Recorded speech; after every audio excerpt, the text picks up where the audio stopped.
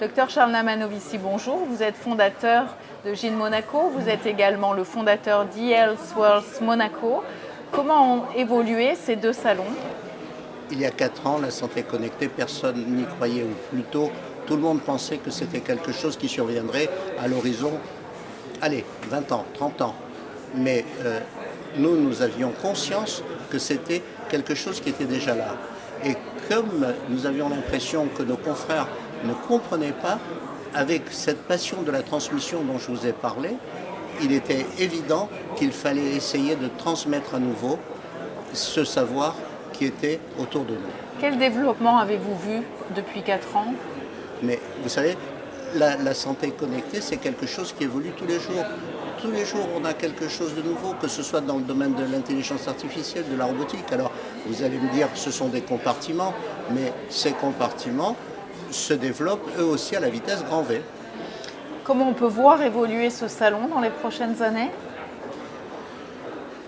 On peut le voir évoluer sur le nombre de participants, parce que nous sommes à 400 participants, mais c'est encore trop peu par rapport à toute la population médicale.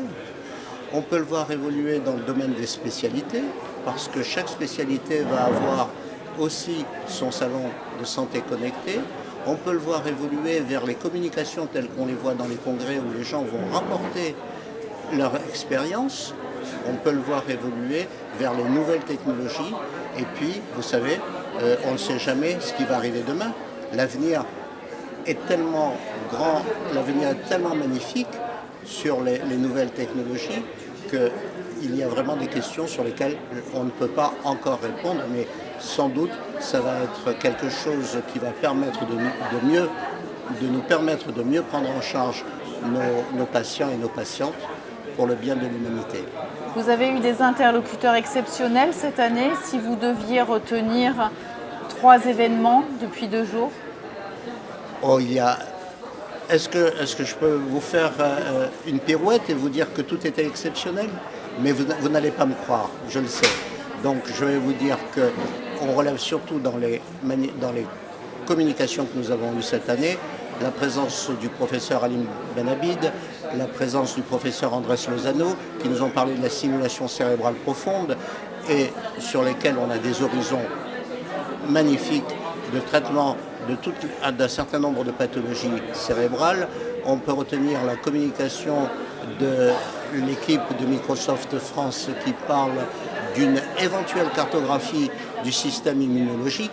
Et là, je dois vous dire qu'il y a 20 ans, 30 ans, personne ne pensait que quand on faisait la cartographie du génome, ça serait quelque chose qui aujourd'hui serait dans les mœurs pour détecter, pour apprécier les tumeurs. Ça a coûté des milliards au début, ça a pris 10 ans, 15 ans pour faire la cartographie du génome.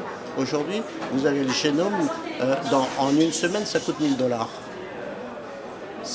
Et on est en train de faire probablement la même chose avec le système immunitaire et on verra ce que ça donne.